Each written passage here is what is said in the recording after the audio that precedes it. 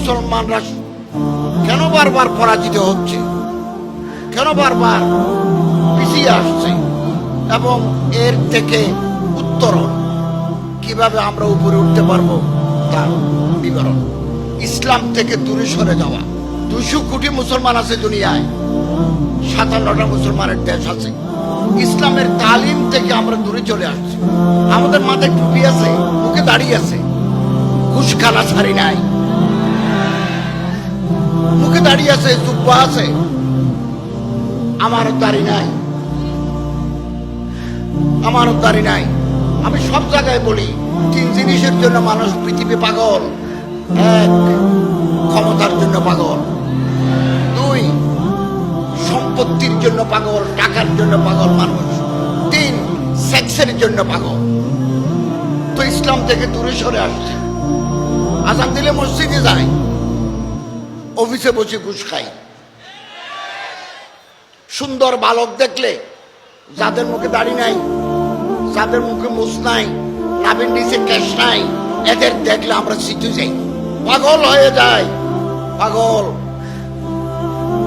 স্কুলে যায়, কলেজে যায়, মাদ্রাসায় যায়, মহিলা মেয়েরা, এদের দেখলে আমাদের কলিজার ভিতর গুরগুর গুরগুর করে। তো ইসলাম থেকে দূরে চলে আসার কারণে আমাদের পতন, আমাদের আখলাক নাই, আমাদের চরিত্র নাই। ইসলামের তালিম থেকে আমরা দূরে সরে আসছি। সূরা মুহাম্মদের 7 নম্বর আয়াতে আল্লাহ বলছেন, তোমরা যদি আল্লাহকে সাহায্য করো, আল্লাহ তোমারও সাহায্য করবেন, তোমার পাকে আল্লাহ তাআলা মজবুত করে দিবেন। 2, আমাদের পতনের, পিছিয়ে আসার 2 নম্বর কারণ ভ্রাতৃপ্রেমের অভাব। কুল্লু মুসলিম আখুল মুসলিম, এক মুসলমান আর এক মুসলমানের ভাই। ইন্নামাল মুমিনুনা ইখওয়া, পৃথিবীর সমস্ত মুসলমান মায়ের পেটের ভাই। ইশতাকা আইনু ইশতাকা রাসু ইশতাকা রাসু ইশতাকা কুল্লু। পায়ে যদি উতা খায় শক্তি পানি আসে, হাতে যদি আঘাত পায় মাথা ব্যথা করে। ফিলিস্তিনের মুসলমানদের উপর ইসরায়েলি বর্বর বাহিনী যখন গুলি মারে, বাঁশখালীর মানুষের চোখে পানি আসে। এটাই ভ্রাতৃত্ববোধ, এটাই ফ্রেটারনিটি অফ দি মুসলিম উম্মাহ। এই ভ্রাতৃত্ববোধ এখন আর নাই।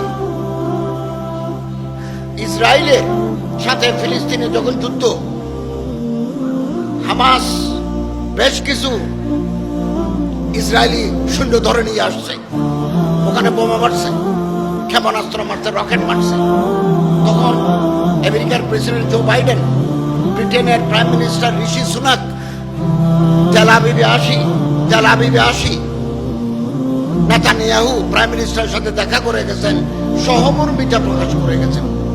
আল কুফরু মিল্লাতুন ওয়াহিদা, সমস্ত কুফরি শক্তি এক হয়ে গেছে ইসরায়েলের পক্ষে, আর আমরা মুসলমানরা ফিলিস্তিনের পক্ষে এক হতে পারি নাই। এটাই আমাদের পিছিয়ে পড়ার কারণ। যদি আমরা এক হতে পারতাম, বুনিয়ানুম মারসুস, গলিত সীসার প্রাচীরের মতো যদি আমরা ঐক্যবদ্ধ থাকতে পারতাম, ইসরায়েল পৃথিবীর ইতিহাস থেকে নিশ্চিহ্ন হয়ে যেত। আমরা তো এটা পারি নাই। এই ভ্রাতৃপ্রেমের অভাব আমাদের মধ্যে বিভেদ তৈরি করেছে। আপনি বাংলাদেশের দিকে যদি তাকাই, দুনিয়ার দিকে যদি আমরা তাকাই, সব মানুষ এক তরিকার হবে কথা নাই, এক পীরের মুরিদ হবে কথা নাই, এক সিলসিলার হবে কথা নাই। বিভিন্ন এই বিভাজনে বৈচিত্র্য। আপনি এক মাদ্রাসার ফাজল, আমি আর এক মাদ্রাসার ফাজল। আপনি এক পীরের মুরিদ, আমি আর এক পীরের মুরিদ। আপনি একটা দল করেন, আমি একটা দল করি। আপনার একটা মাসলাক আছে, আমার একটা মাসলাক আছে। কিন্তু ইহুদিবাদের বিরুদ্ধে, ফিলিস্তিনের পক্ষে আমরা সবাই রাজপথে এক। এটা হয় নাই। এই কারণে মুসলমানদের পতন। আজকে যদি 200 কোটি মুসলমান, 57টা মুসলমান দেশে মুসলমানরা যদি কালেমায়ে তৈয়বার ঝান্ডা তোলে, এক হতে পারে, পৃথিবীর ইতিহাস নতুন করে লেখা হবে। পরস্পরের মধ্যে দ্বন্দ্ব, সংঘাত। এখন পাকিস্তানের সাথে ইরানের ক্ষেপণাস্ত্র মারামারি, ইরান ইরাক যুদ্ধ, পাত্রিকাতে সংঘাত আমাদের বহু প্রাণ নষ্ট করে দিয়েছে, বহু প্রাণ। বিলাসিতা, দুনিয়া নিয়ে ব্যস্ত মুসলমানরা। ইহুদির যদি টাকা হয় অস্ত্রের ফ্যাক্টরি বানায়, মুসলমানদের আরবদের যদি টাকা হয় আর একটা যুবতী মেয়ে বিয়ে করে। এটা আমাদের পতনের কারণ। বধূ আছে করে, কত করে আছে, আরেকটা বিয়ে করে। এবং ভূমধ্য সাগরের দ্বীপ সিসিলি, রোডস, লিডস, সাইপ্রাস, এ সমস্ত এলাকায় দ্বীপ কিনি, দ্বীপের জায়গা কিনি, মাল্টিস্টোরের টাওয়ার বানাই, ওখানে সুন্দরী বউ নিয়ে বিলাসিতা করে। এটাই আমাদের পিছিয়ে পড়ার কারণ। পিছিয়ে পড়ার কারণ দুনিয়া নিয়ে ব্যস্ত। আমার কাছে একটা চিঠি আছে, কেউ যদি চিঠি পড়তে চান উর্দু ভাষায়, মৌলানা খলিলুর রহমান সাজ্জাদ নদভী, মৌলানা মনজুর নোমানী সাহেবের ছেলে, উনি মুহাদ্দিস, দারুল উলুম নদওয়াতুল উলামা।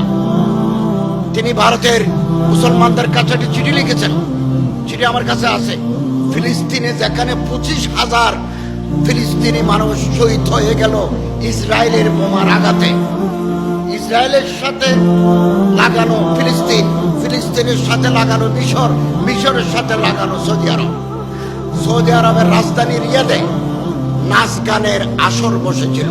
7ই অক্টোবর যখন বোমা মারে, তখন বহুদিন যাবত रियादे रुख्स सरूद की महफिलें सजाए गए हैं। रुख्स माने गान, नाच, सुरूद माने गान, नाच गाনের আসর বসেছে। আল্লামা সাজ্জাদ নদভী, খলিলুর রহমান সাজ্জাদ নদভী ভারতের মুসলমানদের কাছে চিঠি লিখেছেন, বিভিন্ন মাদারিস আরবিয়া, বিভিন্ন সংগঠনের কাছে চিঠি লিখেছেন, আপনারা খেদমত করছেন, আমরা খুশি। কিন্তু যে অবস্থা হয়েছে, বোমা মেরে মুসলমানদের মেরে ফেলছে, দাফন করার জন্য কাফনের কাপড় নাই। এই মুহূর্তে সৌদি আরবের রিয়াদে मगरिबी म्यूजिक की महफिलें सजाए जा रहे हैं। नीम बरहाना, नीम माने औरतें, बरहाना माने उलंग, फारसी नीम बरहाना निस्वानी जिस्म की डेमोन्स्ट्रेशन किया जा रहा है। चिठिते आसे अर्धउलंग मेয়েদের শরীর দেখানো হচ্ছে রিয়াদে, যেখানে হামাসরা রক্ত দিয়ে যুদ্ধ করছে। আমরা কি, তিনি বলেন আমরা কি পারি না? অ্যাম্বাসেডারের কাছে যাই, ভারতের বড় বড় আলেমরা, বুদ্ধিজীবীরা, ইসলামিক আন্দোলনের কর্মীরা, নেতৃবৃন্দ গিয়ে আমরা সৌদি বাদশার কাছে একটা তীব্র প্রতিবাদ কি আমরা করতে পারি না? এই চিঠি আমার কাছে আছে। এই বিলাসিতা, দুনিয়া নিয়ে ব্যস্ত। হুজুর আকরাম সাল্লাল্লাহু আলাইহি ওয়াসাল্লাম বলেন, তোমরা যদি দুনিয়া নিয়ে ব্যস্ত থাকো, বিলাসিতায় আকণ্ঠ নিমজ্জিত থাকো, আকণ্ঠ মানে গলা পর্যন্ত ডুবে থাকো, তাহলে মুসলমান দেখতে দেখা যাবে, গণলে গণা যাবে, কাজের মুসলমান নাই। হযরত বলেন, ইউশিকু আন তাতাদা আলাইকুমুল উমাম কামা তাতাদাল আকিলাতু আলা আসআতিহা। আল্লাহর পয়গম্বর সাল্লাল্লাহু আলাইহি ওয়াসাল্লাম বলেন, এমন এক জামানা আসবে, 2-3 দিন ভাত দেখে নাই, এরকম মানুষ যদি লাল গরুর গোশত, সাদা ভাত দেখে, ডিম দেখে, তার পিঠের উপর যদি বাঁশের বাড়িও মারে, সে পাথর ডেস্কের উপর ঝাঁপিয়ে পড়বে, কারণ তার পেটের ভিতরে ক্ষুধা আছে। বুভুক্ষ, ক্ষুধার্ত মানুষ। এমন এক জামানা আসবে, মুসলমান দেখলেই কাফেররা ঝাঁপিয়ে পড়বে, ঝাঁপিয়ে পড়বে। সাহাবায়ে কেরাম বললেন, ওমিন খিল্লাতিন ইয়াউমাইযিন ইয়া রাসূলুল্লাহ, হুজুর আমরা মুসলমানরা দুনিয়াতে সংখ্যায় কম, এই জন্য আমাদের উপর তারা ঝাঁপিয়ে পড়বে। আল্লাহ রাসূল সাল্লাল্লাহু আলাইহি ওয়াসাল্লাম বলেন, নয়, বলে আনতুম হিনাইযিন কাসীর, সেই জমানায় তোমরা সংখ্যায় বেশি হইবে। বলে আনতুম গুসাউন কাগুসাই সাইল, বর্ষাকালে ঢল নামে, খাল, বিল, নালা, বাড়ি ঘর ডুবে যায়, থই থই পানি, অথই পানি, ফেনা বাসে, কোটি কোটি ফেনা। ফেনা দেখলে দেখা যায়, ফেনা গণলে গণা যায়, ফেনা কোনো কাজের জিনিস নয়। বল আনতুম গুসাউন কাগোসাই সাইড লায়ানজি আন্নাল মিন সুদুরিকুম আল মুহাবাতা বিনকুম। আল্লাহ বলেন আমি কাফেরের অন্তর থেকে মুসলমানদের ডর তুলে নেব। লায়ানজি আন্না लामे ताकिद नोनो ताकिद बानो ने सकीला हम जरूर भी जरूर खींच लेंगे हाइबत को कुफर के काफिर के दिल से। अल्लाह कठिन कथा एवं यखजिफन्ना फी कुलूबिकुम अल वहाना আমি তোমাদের অন্তরের ভিতরে ওয়াহান ঢুকে দেব। সাহাবায়ে কেরাম জিজ্ঞাসা করলেন মাল ওয়াহানু ইয়া রাসূলুল্লাহ, হুজুর ওয়াহান কি? ক্বালা রাসূলুল্লাহ সাল্লাল্লাহু আলাইহি ওয়াসাল্লাম হুব্বুদ দুনিয়া কারাহিয়াতুল মউত, দুনিয়ার বিলাসিতা, দুনিয়ার মোহাব্বত। ইসলামের মোহাব্বত নাই, দুনিয়ার মোহাব্বত। মরতে হবে একথা মানুষ ভুলে যাবে।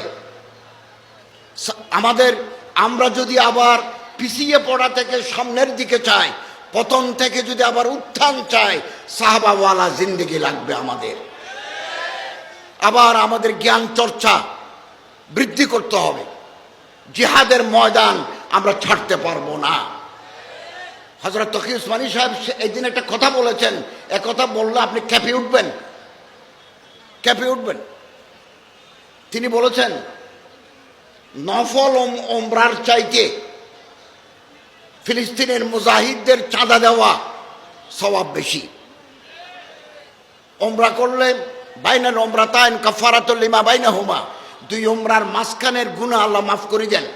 তিনি বললেন ফিলিস্তিনের 25,000 মুসলমানকে মেরে ফেলেছে, বাড়িঘর ভেঙে দিয়েছে, এই শীতকালে তারা তাঁবুর ভিতরে থাকে। এই ওমরার টাকা যদি তাদের দেন, ওমরার চাইতে সওয়াব বেশি পাবেন। 2, বর্তমানে কওমি মাদ্রাসা, কওমি সিলেবাস, আলিয়ার সিলেবাস, আলিগড় ইউনিভার্সিটির সিলেবাস, মুফতি শফি সাহেব বলেছেন বকৌলে তকি উসমানী যে এই শিক্ষা ব্যবস্থা আমাদের জন্য যথেষ্ট নয়।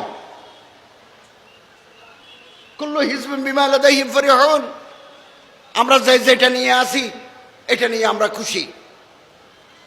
কিন্তু মুফতি শফি সাহেব আখেরি জামানায়, আখেরি বক্তে বলেছেন, তকি উসমানী রওয়ায়াত করছেন যে আমার বাবা বলছেন আলিয়া হয়েছে ব্রিটিশ আমলে কোন প্রকারের দিনকে বাঁচিয়ে রাখা।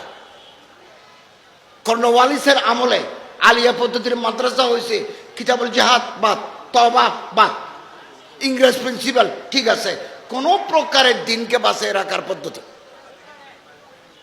1866 সনে আল্লামা কাসেম নানুতুবি নেতৃত্বে যে দারুল উলুম দেওবন্দ, এটাও ব্রিটিশ পিরিয়ডে, এটাও বিশেষ উদ্দেশ্যকে সামনে নেই। এটা কি পূর্ণ সিলেবাস পড়াবো, সরকারের সাথে সম্পর্ক রাখবো না, এটাও আলিগড় ইংরেজদের সাথে সম্পর্ক রাখা, আলিগড় ইউনিভার্সিটি।